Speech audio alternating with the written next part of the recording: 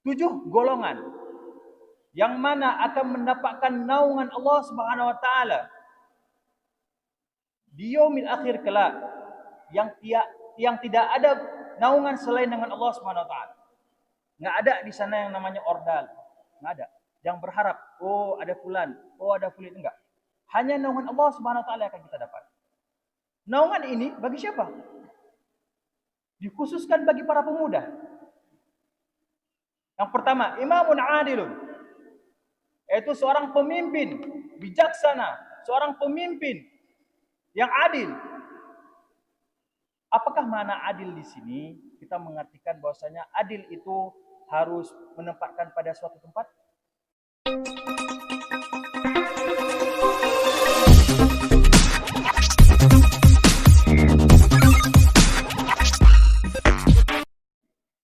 Bismillahirrahmanirrahim.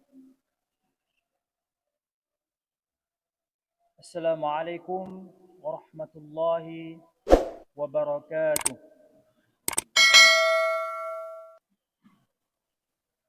Alhamdulillah, alhamdulillahilladzi kana bi'ibadihi khabiran basira. Tabarakallahu alladzi ja'ala fis samaa'i burujan wa ja'ala fiha sirajan wa qamaran munira.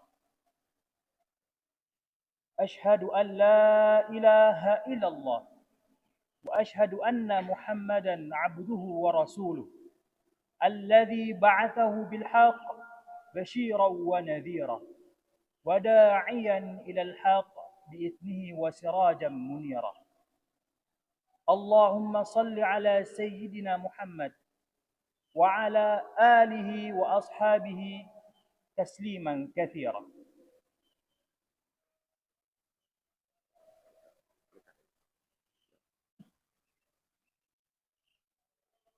قال الله عز وجل في كتابه الكريم: أعوذ بالله من الشيطان الرجيم، بسم الله الرحمن الرحيم.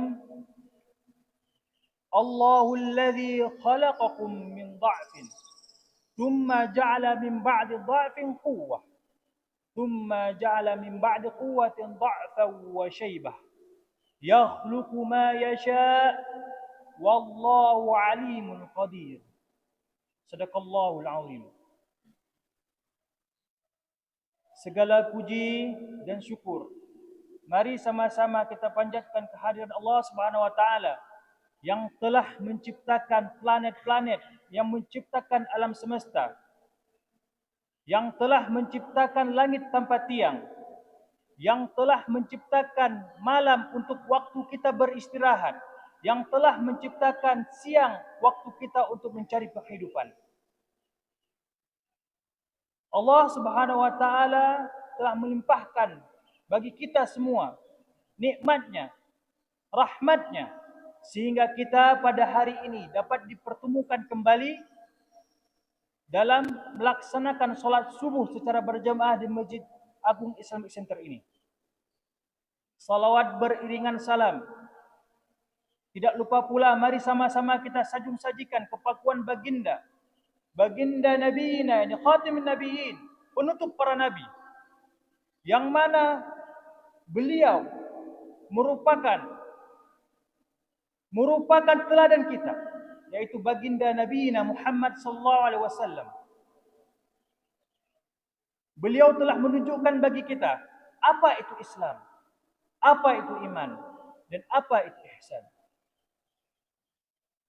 Bapak Ibu sekalian dan teman-teman seperjuangan, sidang GPS yang ke-387 Kota Loksmawe. Ta'zim saya kepada pengurus masjid, Dewan Pengurus Masjid Agung Islamic Center. Ta'zim saya kepada Dewan Pengurus SMS dan GPS Kota Loksmawe. Allah Subhanahu wa taala berfirman di dalam Al-Qur'an, Allahul ladzi khalaqakum min dha'fin thumma ja'ala min ba'di dha'fin quwwah thumma ja'ala min ba'di quwwatin dha'fan wa shaybah yakhluqu ma yasha' wallahu 'alimun qadir. Yang artinya Allah Subhanahu wa taala telah menciptakan kita dalam keadaan lemah, dalam keadaan tiada daya dan upaya, dalam keadaan yang memang tidak sama sekali kita mampu untuk bergerak, sama sekali kita tidak mampu untuk melihat. Di dalam tafsir At-Tabari, Imam Tabari menafsirkan bahwasanya makna dha'fin di sini ialah dalam keadaan tufulah atau yang dikenal dengan keadaan fase kelahiran. Yang mana kita masih dalam keadaan ma'un mahid, yaitu segumpal mani yang sangat hina, yang tiada daya. Kemudian dalam mufassir yang lain mengartikan bahwa dha'fin ini adalah marhalah sighar, ya, marhalah ketika kita baru lahir di dunia ini. Kemudian berikutnya Allah menjadikan kita dalam keadaan lemah itu, Allah mengangkat kita menjadi dalam keadaan kuat. Allah menjadikan kita dalam keadaan kuat, yaitu marhalah syababiyah, yang dikenal dengan marhalah syababiyah, marhalah pemuda. Kemudian Allah menjadikan kita dalam keadaan kuat itu, Allah menjadikan kita lemah kembali serta tumbuhnya uban. Yakhluqu ma yasha, Allah Maha mencipta segala sesuatu apa yang Ia kehendaki. Wallahu alimul qadir. Allah Maha segala-galanya, Allah Maha mengetahui dan Allah Maha segala-galanya. Apa yang kita dapat ambil dari ayat tersebut? Ayat tersebut menggambarkan bagaimana dunia ini memiliki tiga fase kehidupan. Yang pertama merupakan fase dalam keadaan kita lemah, dalam keadaan kita lemah dan sangat lemah. Tiada daya kita untuk bergerak, bahkan jangan hanya bergerak, melihat saja masih terbatas. Ketika marhalah saghar, itu kita melihat saja masih terbatas. Apalagi berbicara, tidak mampu. Gigit saja tidak ada. Bagaimana kita bisa berbicara? Kemudian Allah mengangkat kita ke marhalah yang itu marhalah kuat, marhalah syababiyah, marhalah yang kedua. Yang pertama tadi marhalah dha'if, yaitu marhalah sighar atau marhalah tufulah. Kemudian marhalah syababiyah. Nah, marhalah inilah fase puncak segala-gala marhalah. Marhalah yang terakhir yaitu adalah marhalah kita masuk kepada marhalah syaikhuqah, yaitu kita menjelang tua, ya, marhalah tua, yaitu ketika itu kita telah tumbuh uban kita, tidak mampu untuk berpikir, tidak mampu untuk mengingat, bahkan ingatan saja sangat terbatas. Penglihatan pun sudah mulai menurun. Dari tiga marhalah ini, marhalah mana yang sangat menguntungkan bagi kita?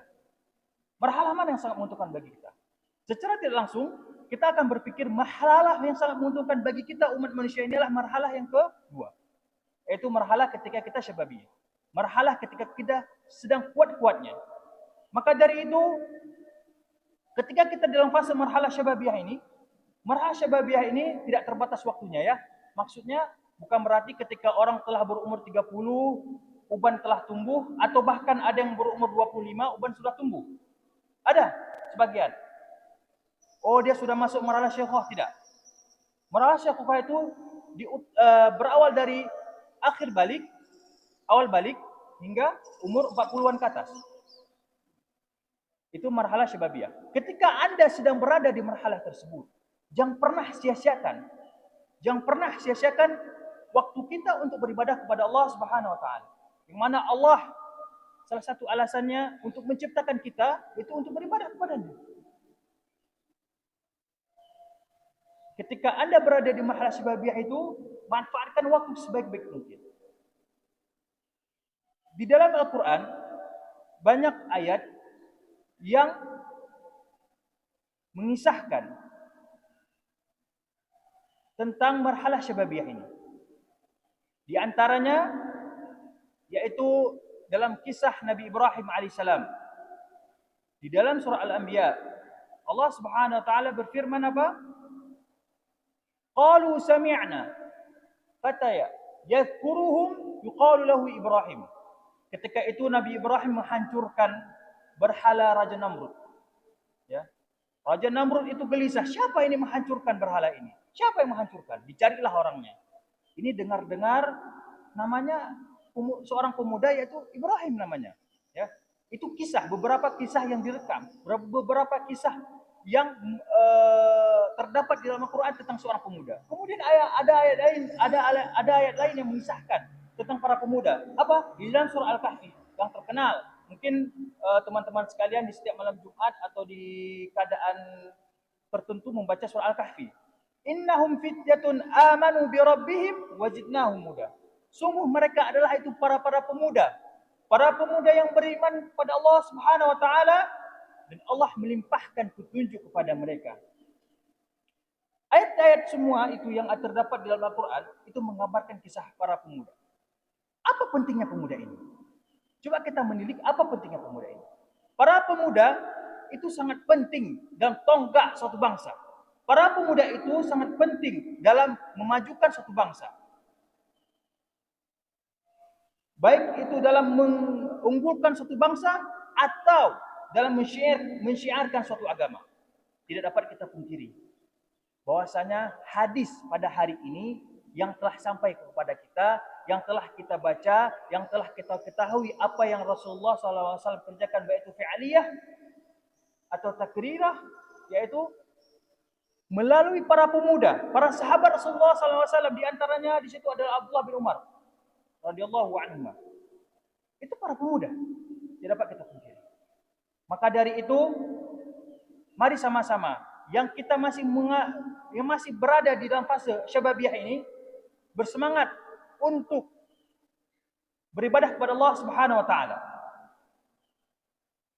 Lantas bagaimana cara kita untuk memajukan, cara kita untuk memajukan bangsa ini dan cara kita untuk menyiarkan agama Islam? Apa yang dianjurkan oleh Rasulullah SAW bagi para pemuda? Apa? Rasulullah SAW jauh 14 abad yang silam itu telah mengatakan, telah bersabda dalam hadisnya, sab'atun yudhillahumullahu fi dhilli la dhilla illa dhillu. 7 golongan yang mana akan mendapatkan naungan Allah Subhanahu wa taala di yaumil akhir kelak, yang tidak ada naungan selain dengan Allah Subhanahu wa taala. Nggak ada di sana yang namanya ordal. Nggak ada. Yang berharap, oh ada fulan, oh ada fulan, enggak. Hanya naungan Allah Subhanahu wa taala akan kita dapat. Naungan ini bagi siapa? Dikhususkan bagi para pemuda. Yang pertama, imamun adilun. Yaitu seorang pemimpin bijaksana, seorang pemimpin yang adil. Apakah makna adil di sini? Kita mengartikan bahwasanya adil itu harus menempatkan pada suatu tempat. Tidak selamanya seperti itu mengartikan adil. Tapi adil di sini adalah dia balik dalam berpikir sesuai dengan syariat Islam dalam memimpinnya dan menjauhi segala larangan-larangan yang Allah larang. Kemudian yang kedua adalah syabun nasya'a fi ibadati rabbih. Seorang pemuda yang mana dia tumbuh, berkembang dari kecil hingga besar dalam beribadah kepada Allah Subhanahu wa taala. Coba kita lihat hari ini, fenomena yang terjadi pada hari ini. Banyak para pemuda memanfaatkan waktunya bukan pada tempatnya. Mereka selalu mengatakan, mumpung masih muda, mumpung masih muda. Hai baik kajak kenan. Nyan tempat anaga, nyan bamba masjid inan. Anapu mumpung masih muda. Salah menggunakan kata mumpung. Salah mengartikan dalam kata mumpung. Kata mumpung itu dapat menjadikan kita dua hal. Yang pertama bermanfaat bagi kita atau menjadi mudarat bagi kita. Tergantung kita pilih yang mana saat ini. Yang mudarat apa? Ketika kita menggunakan kata mumpung itu bukan pada tempatnya, itu akan menjadi mudarat bagi kita. Contoh seperti tadi, ketika ada seseorang yang melarang kita, dilarang untuk pergi ke suatu tempat yang mana tempat itu terkenal terhadap maksiat. Tapi kita yakin bahwasanya diri kita akan aman dari maksiat tersebut. Tanpa kita mengetahui bahwasanya kehidupan kita di dunia ini tergantung kepada bi'ah. Tergantung kepada lingkungan. Lingkungannya yang tidak baik, maka kita akan terbawa kepada lingkungan yang tidak baik. Dominan seperti itu. Jikalau kita menggunakan kata mumpung itu dalam keadaan yang membawa manfaat bagi kita, subhanallah, itu sangat baik bagi kita. Ketika ada teman kita, ayo kita ke masjid, mumpung masih muda, ayo kita beribadah kepada Allah. Mumpung kita sanggup, ayo beribadah kepada Allah. Ya, saya teringat suatu kisah, yaitu di tahun 2019, ketika saya umrah, Salah satu jamaah saya itu berumur sekitar 60-an, tua renta. Beliau tidak sanggup untuk bergerak, bahkan untuk melakukan rukun umroh saja itu perlu bantuan. Ada dikenal di sana namanya dengan jasa untuk mendorong ya, jasa untuk mendorong. Jasa untuk mendorong untuk melaksanakan rukun umroh itu mahal harganya. Berkisar sekitar 250 real. Atau kalau dengan dikurskan dengan uang kita saat ini sekitar 1 jutaan lah. Itu untuk melaksanakan rukun. Ya. Bagaimana kita saat ini yang masih muda menyia-nyiakan waktu dan momen yang Allah berikan kepada kita. Orang tua di sana ketika dia umroh, jamaah saya ini perlu bantuan untuk melihat Ka'bah itu sangat mustahil. Untuk bukan melihat, untuk memegang Ka'bah itu sangat mustahil. Kenapa? Karena dilarang kita membawa jamaah yang menggunakan kursi roda untuk turun di lantai dasar. Dilarang karena takut kejepit yang lain. Kita saat muda seperti ini manfaatkan waktu itu. Kita masih bisa ketika kita umrah ke Masjidil Haram, kita masih bisa memegang kiswah Ka'bah. Kita masih bisa berpacu untuk bisa melihat yang namanya atau memegang Hajar Aswad. Bagaimana dengan orang tua renta tadi? Beliau tidak bisa. Terbatas dengan umur dan terbatas dengan daya beliau. Selagi kita masih muda seperti ini, mumpung masih muda, ya, manfaatkan waktu tersebut dengan baik sebaik-baiknya. Jangan manfaatkan waktu itu mencelakakan diri kita.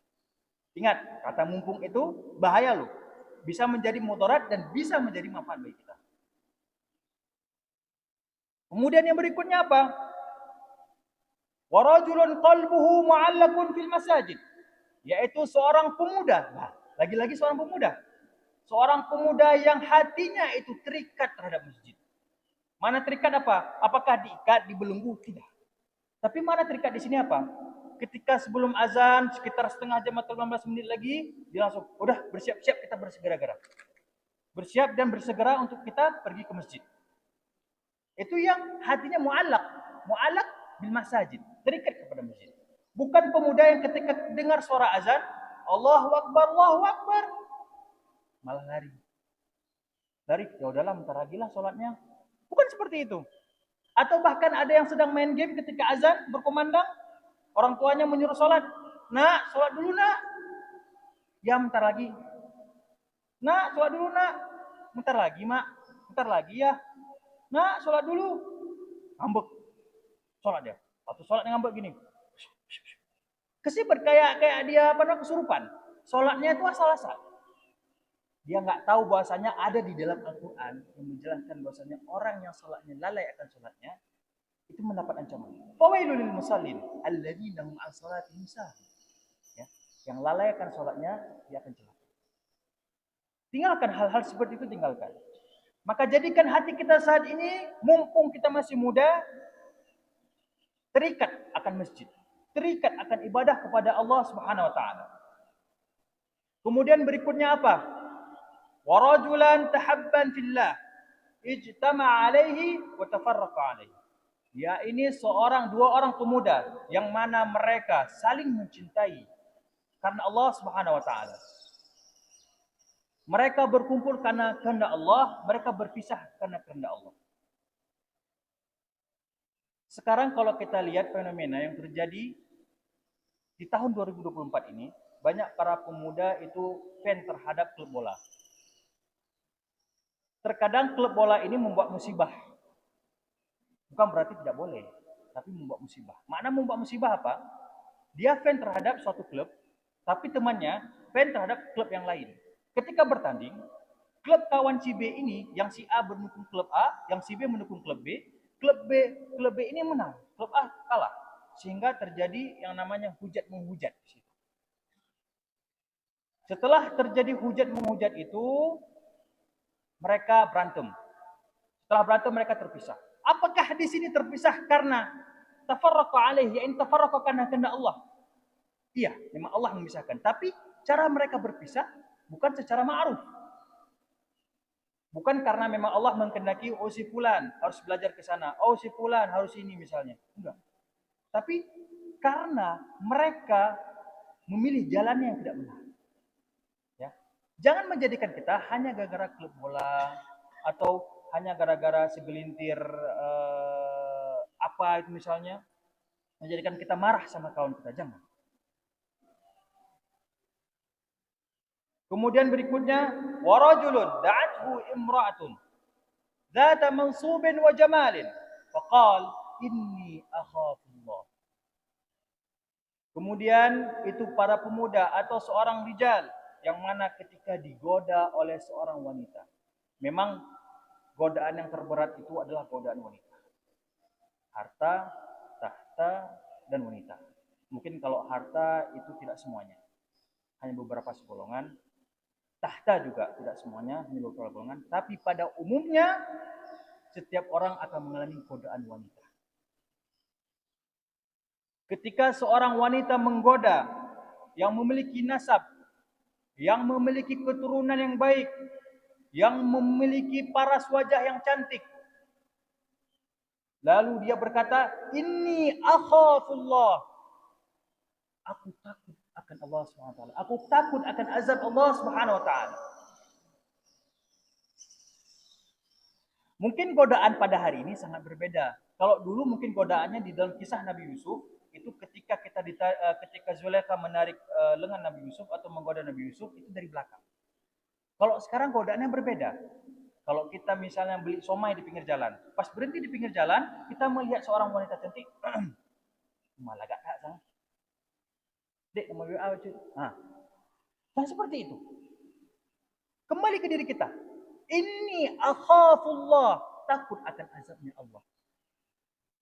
Kalau berani, silahkan datang ke rumah. Seperti itu kan? Kemudian berikutnya apa? Warajulun tasaddaqa bi sadaqatin fa akhfaha hatta la ta'lam shimaluhu ma tunfiq yaminuhu. Seorang lelaki, seorang syabab bersedekah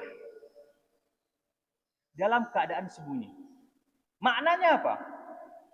Tidak diekspos, tidak diupload di media sosial. Hari ini kalau kita lihat ketika bersedekah, diekspos. Wah, cilok peng. Nah, dalam kotak amal. Alhamdulillah nih saya sudah sedekah ke masjid fulan-fulan, bersedekah kepada orang fulan-fulan. Apakah itu baik? Ria. Ya, itu ria. Itu tidak baik. Sedekahnya sah. Tapi timbul hukum lain. Setelah dia mendapatkan pahala sedekah, mendapatkan dosa ria tadi. Ya. Kemudian berikutnya apa? Warajulun dzakarallahu khalian fafadat 'ainahu. Seorang pria, seorang syabab yang mana dia dalam keadaan sendiri, dalam keadaan tiada orang atau dalam keadaan sahara atau dalam keadaan tengah malam, dia sedih, menjatuhkan, meneteskan air matanya. Karena apa? Karena mengingat akan dosa-dosanya. Kita menganggap saat ini seorang pria itu pantang menangis. Kalau menangis namanya cengeng. Enggak. Bukan seperti itu. Terkadang kita butuh untuk menangis, mengingat akan dosa-dosa kita. Kembali lagi, mumpung masih muda, ingat akan kesalahan kita menjadi batu loncatan bagi kita untuk beribadah kepada Allah Subhanahu wa taala. Ya. Ingat. Ini adik-adik sekalian, alhamdulillah pada hari ini telah bersama-sama melaksanakan sholat subuh berjamaah.